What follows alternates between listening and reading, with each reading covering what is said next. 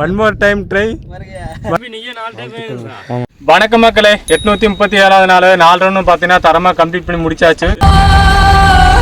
837வது நாள் நம்ம 2.5 மணி நேரத்தில் வந்து பார்த்தீங்கன்னா 4 டைம் மேலே ஏறுவோம்.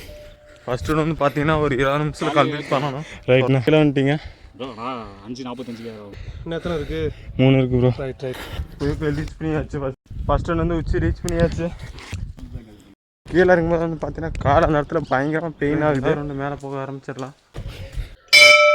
2வது ரவுண்ட் வந்து மிகப்பெரிய சவால் காத்துட்ருக்குது, பெயினாக இருக்குது. ஸோ அதெல்லாம் தாண்டி தான் வந்து பார்த்தீங்கன்னா இப்போ நம்ம 4 ரவுண்டு ஏற போகிறோம்.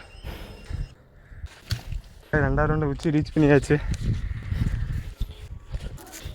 850 ஏன்னா 850 இல்லை 837 தான் இன்றைக்கி வந்து பார்த்தீங்கன்னா வின்னர் பட வடிவேல் மாதிரி தான் இப்போ நம்ம கால் ஆயிடுச்சு.